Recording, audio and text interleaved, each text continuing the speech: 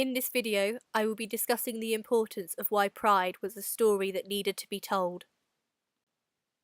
The focus of the video will reflect on how the micro-elements of film form are used to demonstrate representation in the film. The micro-elements of film form include mise-en-scène, cinematography, sound, and editing.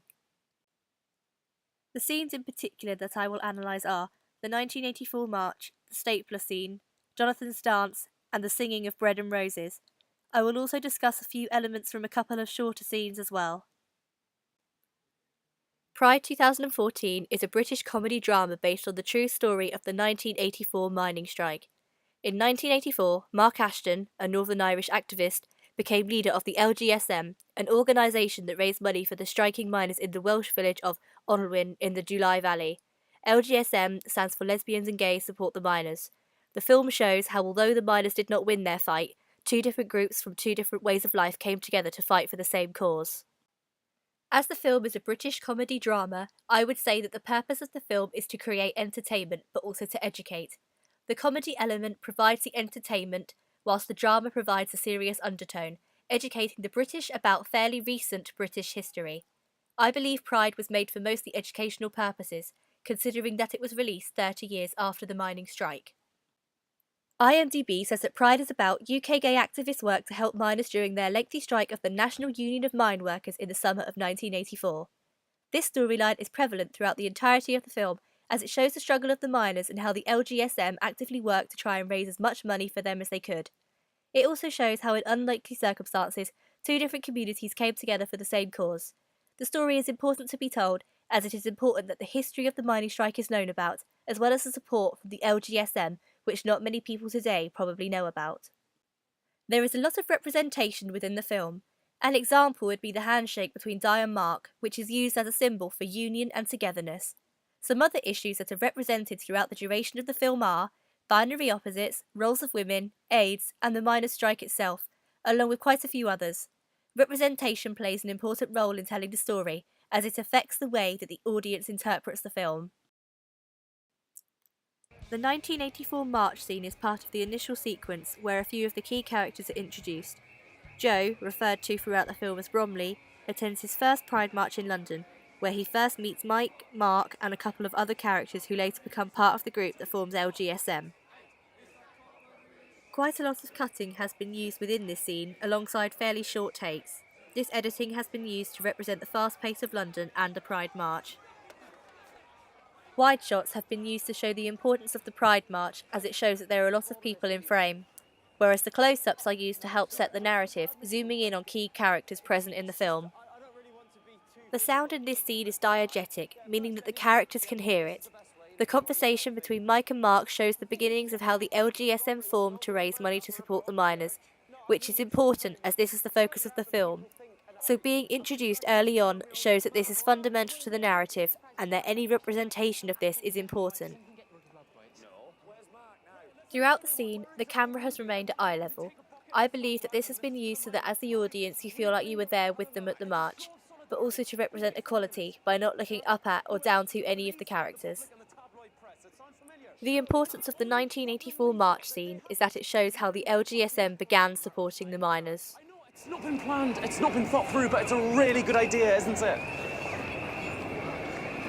Isn't it? What am I supposed to do with this? Give it to the lesbians, they love a banner. Oh, for God's sake. Right, looks like you're off the up, mate. Good lad. Whatever Mark says, we do it. Don't ask me why.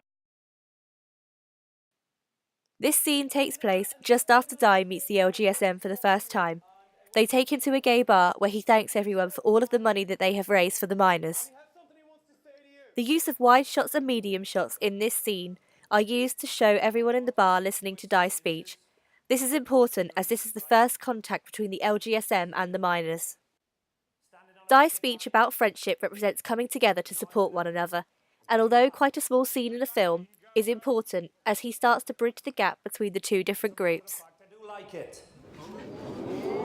Beer's a bit expensive, mine.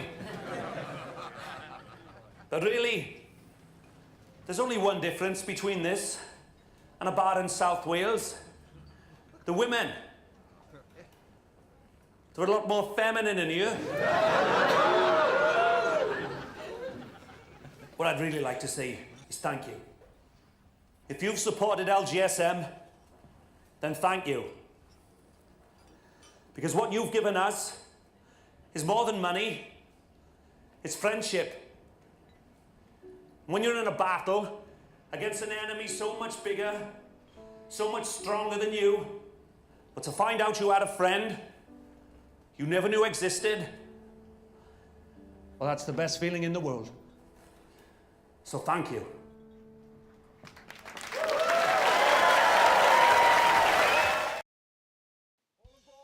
In the stapler scene, non-diegetic sound has been used in the form of some score being layered over the clip. The characters cannot hear this sound, but us as the audience can. The first half of the scene is set in London, so fairly fast upbeat music has been used to reflect this, whereas the cross-cut to Wales then layers a slower tempo of music over the clip to show a change in both pace and lifestyle. The stapler scene cross-cuts from LGSM to the Welsh village. The second half of the clip contains frequent cutting, showing that some of the village are grateful for the support from the LGSM, whilst others are not. In the scene, Sian represents those who are grateful for the support from the LGSM by putting up a support group visit poster, whilst Maureen represents those who are against the support from the LGSM, made clear when she is slamming down the ashtrays with a rather angry expression. The use of frequent cross-cutting is used to show these different point of views and representations. The representation of binary opposites is important, and there are two main examples in this scene: city life versus country life, and acceptance versus unacceptance. The scene is important, as although the LGSM are supporting the miners in the Welsh village, the representation of binary opposites show that there is still a divide between the two communities. During Jonathan's dance scene, a mixture of wide shots, medium shots and close-ups have been used to show the different reactions to his dance throughout the village hall. The cutting between these shots is used in conjunction with the editing technique of match on action.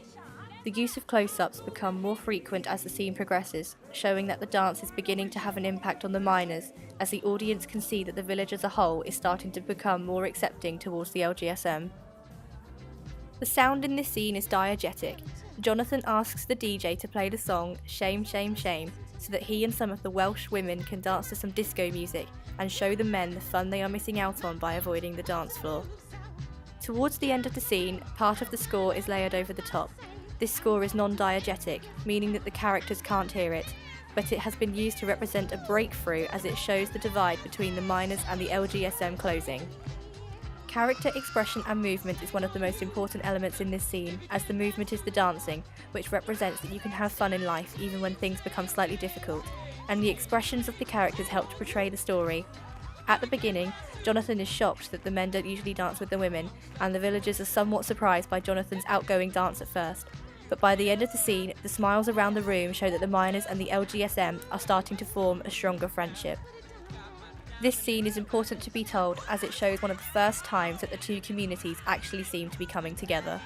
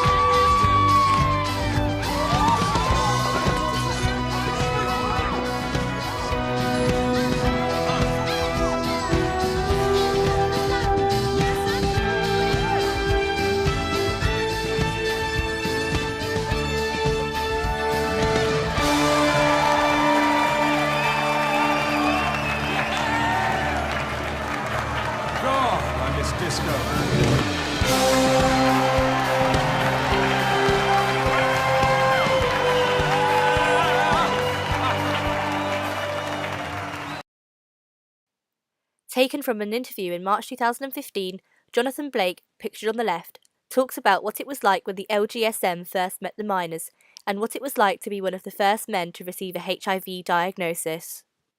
They were a force to be reckoned with, says Blake. In photographs you could see miners' banners along the background. It wasn't fantasy. Recalling the first time the two groups met, Blake says there was a great deal of trepidation, but the warmth of the community was there immediately. What was amazing when we did walk into the room for the first time, we opened the door and everything went quiet. We just thought, oh dear, Blake says. But someone started applauding, and the whole room applauded.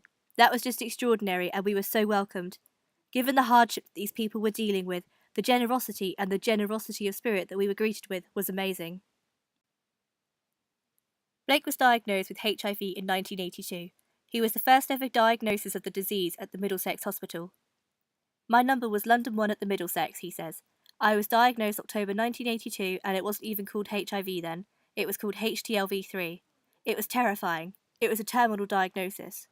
As an HIV-positive man in the 80s, Blake remembers the press being appalling, particularly because it was a gay plague and we didn't really count, he says. He still hates Thatcher for what he believes were deliberate power cuts to make the mining communities relent, and describes the modern Conservative Party as so destructive.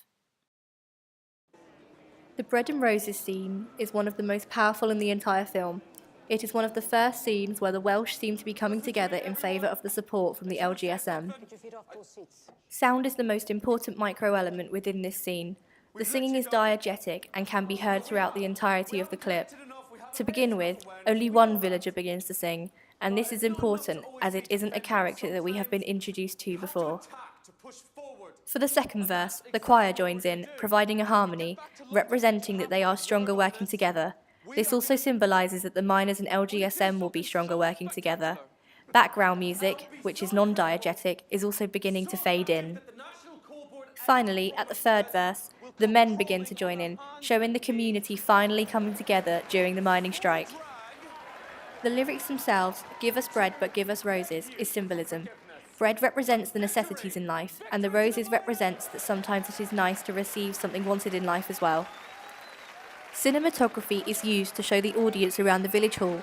The extensive use of wide shots at the beginning of the song allows the audience to see as more and more of the village begin to stand up in solidarity. After that, close-ups allow the audience to see individual reactions of characters and how they all respond differently. The LGSM are in awe, whilst the village are all proud of who they are. Bread and Roses is an integral scene of the film and is important to be told as it represents one of the first times that everyone is coming together. For the people hear us singing, bread and roses, bread and roses. As we go marching, marching, we battle to for men, for they are women's children, and we mother them again. Our lives shall not be sweated, from birth until life closes. Our starve as well as bodies, give us breath but give us roses.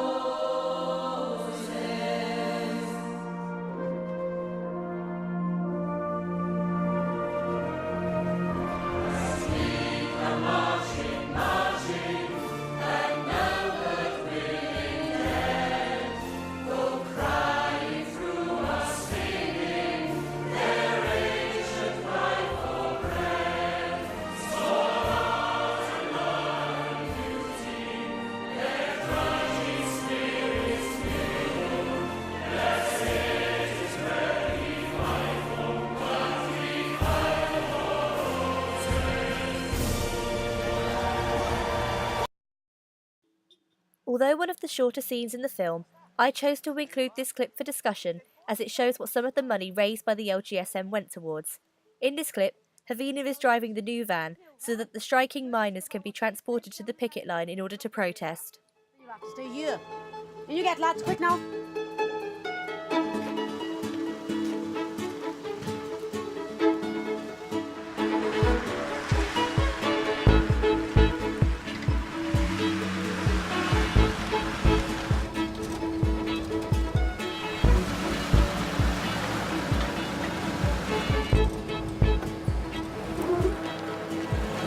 Lesbian, are you, love? That's right. We're just off to Swansea now for a massive layers off.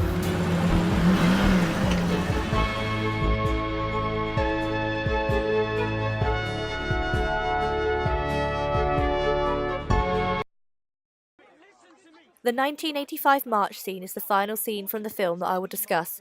This scene is important as the support that the LGSM gave to the miners during the mining strike is now being reciprocated the following year at the London Pride March.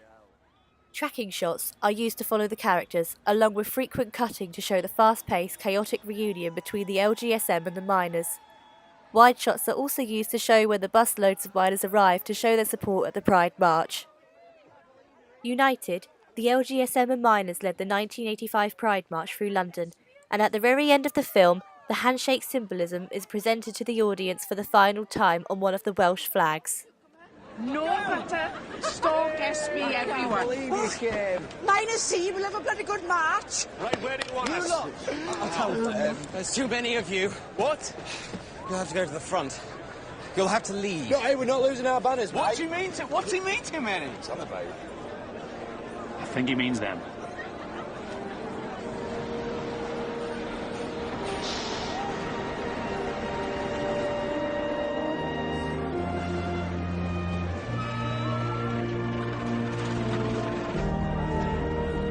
Caerphilly, West Glamorgan, East Glamorgan, Abercrave Lodge, Aberdare Lodge, Bargoed Surface Lodge, Fernhill Lodge, Bardy Lodge, Blind Lodge, Cambrian Lodge, Burneside Plant, Mountain Ash Lodge, Dulles Valley Lodge, Onjoin, Outford West Lodge, South Wales NUM headquarters. Gays and lesbians have been absolutely magnificent. There's no other word for it. You must have found it a bit weird, a load of gays and lesbians descending on you like that. Why on earth would we have found that weird? Rockwell! Harvey! Left way, guys, with the front! Go, guys, with the front, left way!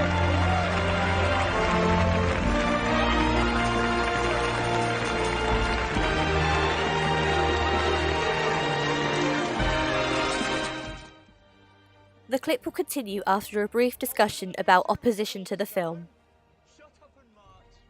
It shows the march itself, along with the captions used in the film to say what happened to some of the characters in real life. The song playing is There Is Power in a Union by Billy Bragg. Taken from an article by The Guardian in July 2018, the cast of the film signed an open letter deploring the governor of Turkey's decision to forbid a screening of Pride, as well as placing a ban on the country's yearly LGBT march. The letter states, as members of the creative team which produced the 2014 film Pride and activists portrayed in that film, we are disturbed by reports of the growing repression of the LGBT community in Turkey, culminating in the recent ban of the annual Pride parade and police violence against those who courageously defied the ban. Reports that the Ankara authorities also banned a screening of the film Pride are a chilling reminder that political authoritarianism regards artistic expression as its enemy. Turkey argues that it could incite hatred and enmity. The open letter from the cast and crew continues. We send our unshakable solidarity and support to LGBT people in Turkey who are now challenging the ban on LGBT events in Turkey. We deplore the decision of the Ankara government in banning the screening of Pride and call on the ambassador for Turkey in London, Abdurrahman Bilecik, and the UK Foreign Secretary Boris Johnson to condemn the repressive actions of the Turkish authorities.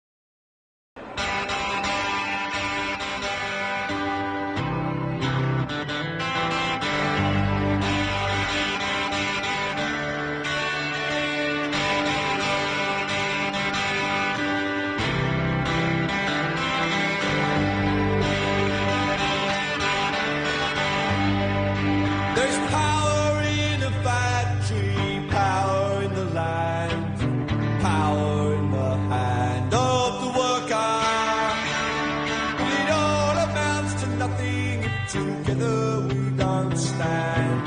There is power in our union. Now the lessons of the past were all learned with workers' blood. Mistakes of the bosses we must fight more. From the cities and the farmlands to trenches full of mud. War has always been the bosses' wiser. The union forever defending.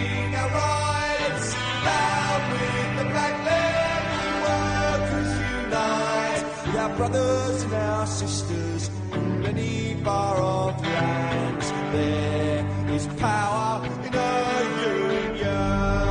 Now I long for the morning that I realise brutality and unjust laws cannot defeat us.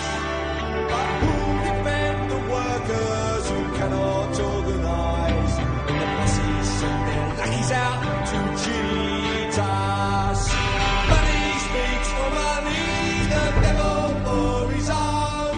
Who comes to speak for the skin and the bone? What a comfort to the widow, a light to the child. There is power in our union.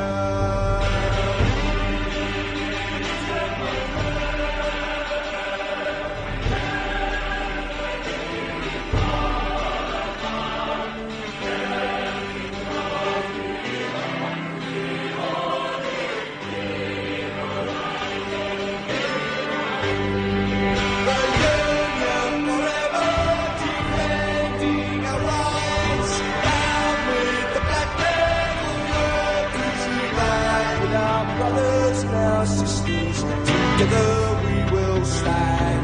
There is power in our union.